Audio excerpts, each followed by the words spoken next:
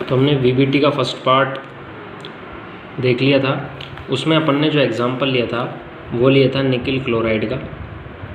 ठीक है, तो जो निकिल का जो कॉम्प्लेक्स है, इसमें जो क्लोरीन है ये एक वीक फील्ड लिगेंड है। इस वजह से इसमें पेयरिंग नहीं होगी। इस वजह से इसमें जो इलेक्ट्रॉन फिल होंगे वो एज आ हुंड रूल भरे जाएंगे। जैसा हुंड्स का जो रूल था उस हिसाब से इसमें इलेक्ट्रॉन फिल होंगे, इसमें पेयरिंग नहीं होगी। ठीक है, अब नेक्स्ट एग्जांपल अपन ले रहे हैं। ये सेकंड वीडियो है। तो वीबीटी का जो सेकंड वीडियो है इसमें अपन जो एग्जांपल ले रहे हैं वो निकिल का ही कॉम्प्लेक्स है, बट अब की बार क्लोरीन की जगह साइनाइड है। CN⁴2- ये कॉम्प्लेक्स है हमारे पास, ये वाला कॉम्प्लेक्स।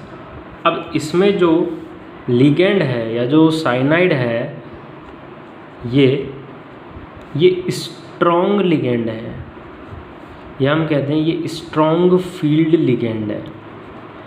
अब स्ट्रॉन्ग फील्ड लिगेंड क्या करेगा? स्ट्रॉन्ग फील्ड लिगेंड पेयरिंग करवाएगा इलेक्ट्रॉन्स की। क्या करवाएगा? इलेक्ट्रॉन्स की पेयरिंग करवाएगा। यानी कि इलेक्ट्रॉन जो फिल होंगे अब वो इस पैटर्न में होंगे। जो चेंज इन कॉन्फ़िगरेशन है, इस पैटर्न में इलेक्ट्रॉन को अपने को फिल करना है। तो वही सबसे पहले अपन क्या निकालेंगे? सबसे पहले अपन सेंट्रल एटम की ऑक्सीडेशन स्टेट निकालेंगे। तो अगर निकिल की ऑक्सीडेशन स्टेट निकाले तो निकिल की ऑक्सीडेशन स्टेट हम x माने। x -4 कहाँ से आया?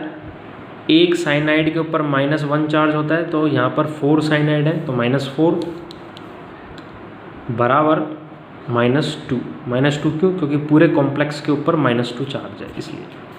तो अगर x की वैल्यू निकाले तो हमारे पास आ जाएगी 2, यानी कि निकिल किस ऑक्सीडेशन स्टेट में है? निकिल यहाँ पर भी प्लस ऑक्सीडेशन स्टेट में है। तो मैं डायरेक्ट इलेक्ट्रॉनिक कॉन्फ़िगरेशन लिख रहा हूँ। तो अगर मैं डायरेक्ट इलेक्ट्रॉनिक कॉन्फ़िगरेशन लिखूँ तो 3d8 4s0 लिखूँगा। ठीक है, 3d8 4s0।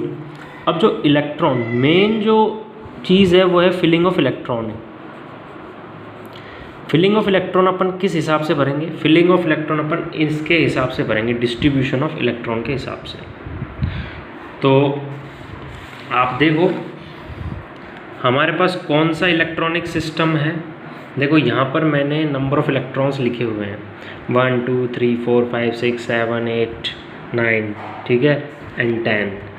तो 10 इलेक्ट्रॉन तक का मैंने सिस्टम इसमें लिखा हुआ है। ये जो 10 इलेक्ट्रॉन लिखे हुए हैं ये डी ऑर्बिटल्स के इलेक्ट्रॉन हैं। डी ऑर्बिटल्स में कितने इलेक्ट्रॉन हैं? ये वो हैं। ठीक है, तो अगर हम देखें तो हमारा ये जो सिस्टम है ये 8 इलेक्ट्रॉन वाला सिस्टम है। 3d8। डी में कितने इलेक्ट्रॉन है? 8 इलेक्ट्रॉन है। तो डी में 8 इलेक्ट्रॉन है और हमारे पास स्ट्रॉन्ग फील्ड लिगेंड लगा हुआ है, तो डेफिनेटली पेयरिंग होगी। और 8 इलेक्ट्रॉन सिस्टम कुछ इस टाइप का है। देखो ये रहा 8 electron system.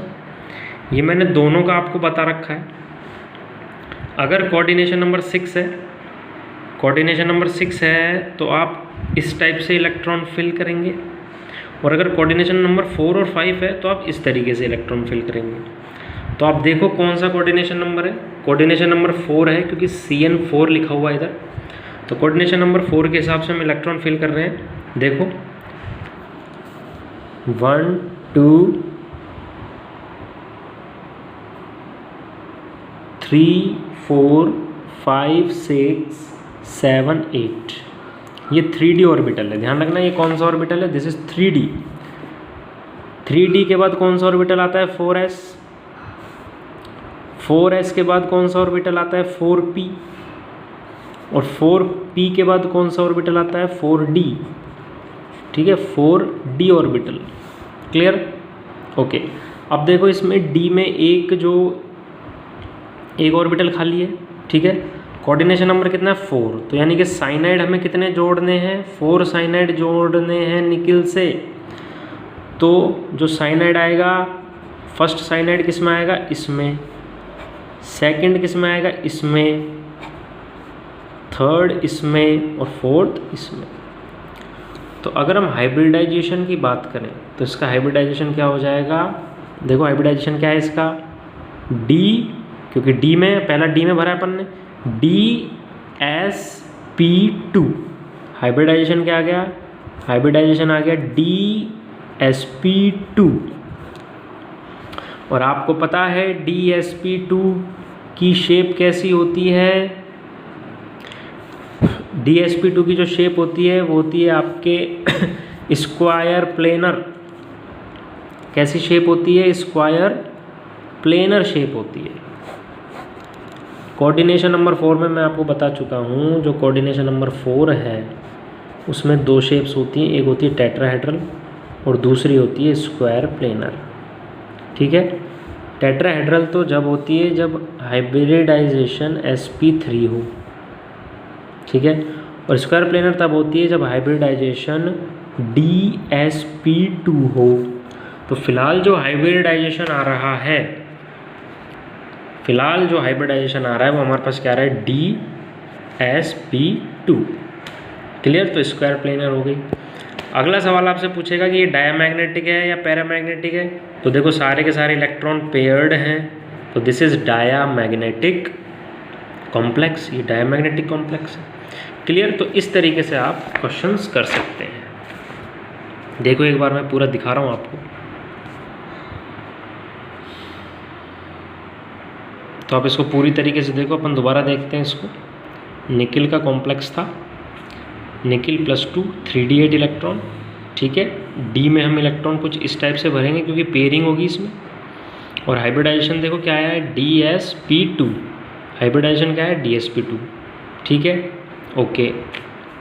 Coordination number 4 bond बनाएगा, cyanide is a strong field ligand, so pairing done, pairing होगी, शेप स्क्वायर प्लेनर है, नो अनपेयर्ड इलेक्ट्रॉन, तो डायमैग्नेटिक होगा। और डायमैग्नेटिक का म्यू हमेशा 0 होता है। म्यू मतलब मैग्नेटिक मोमेंट 0 आएगा। जो डायमैग्नेटिक कॉम्प्लेक्सेस हैं या डायमैग्नेटिक कंपाउंड्स हैं उनका जो मैग्नेटिक मोमेंट है वो 0 आता है, ठीक है। अब अगला क्वेश्चन पूछेगा आपसे कि भाई इनर ऑर्बिटल कॉम्प्लेक्स है या आउटर ऑर्बिटल, ये आपको ध्यान रखना है। तो इसको ज़रा एक बार समझ लो, इनर ऑर्बिटल कॉम्प्लेक्स और आउटर ऑर्बिटल कॉम्प्लेक्स क्या होता है, ठीक है। तो आप ये देखो, जो इनर ऑर्बिटल कॉम्प्लेक्स है और जो आउटर ऑर्बिटल कॉम्प्लेक्स है, इस क्वेश्चन का आंसर हम डी ऑर्बिटल से देते हैं। किससे देते हैं, डी ऑर्बिटल से। क्लियर, आपको पता है डी ऑर्बिटल दो टाइप के हमारे पास हैं। एक है आपके ND, एक है आपके N-1D ऑर्बिटल और दूसरा है आपके ND। ये देखो, ये ND ऑर्बिटल है और ये N-1D ऑर्बिटल है। अब ध्यान से सुनना मेरा स्टेटमेंट, बॉन्डिंग के अंदर या हाइब्रिडाइजेशन के अंदर जब N-1D ऑर्बिटल काम में आता है तो इनर ऑर्बिटल कॉम्प्लेक्स बनता है। क्लियर है, दोबारा सुन लो स्टेटमेंट, जब N-1D ऑर्बिटल हाइब्रिडाइजेशन में काम आता है तो इनर ऑर्बिटल कॉम्प्लेक्स बनता है, और जब ND ऑर्बिटल काम आता है तो आउटर ऑर्बिटल कॉम्प्लेक्स बनता है। अब आप ये दोनों केसेस देखो, इन दोनों केसेस में कौन काम आ रहा है। अगर दोनों केसेस में देखें तो ये जो निकिल का कॉम्प्लेक्स है क्लोरीन के साथ या क्लोराइड आयन के साथ, इसके अंदर डी ऑर्बिटल काम ही नहीं आ रहा, तो हम इसमें इनर ऑर्बिटल और आउटर ऑर्बिटल की बात ही नहीं करेंगे, ठीक है। लेकिन जो नीचे वाला कॉम्प्लेक्स है इसके अंदर डी ऑर्बिटल काम आ रहा है, और डी ऑर्बिटल भी कौन सा, N-1D वाला, तो इसका मतलब कौन सा कॉम्प्लेक्स बनेगा, इनर कॉम्प्लेक्स बनेगा। क्यों, देखो मैंने लिख भी रखा है, inner complex is formed because N-1D take part in bonding. Clear है, ये N-1D पार्टिसिपेट हो रहा है तो इनर ऑर्बिटल कॉम्प्लेक्स बनेगा। क्लियर है।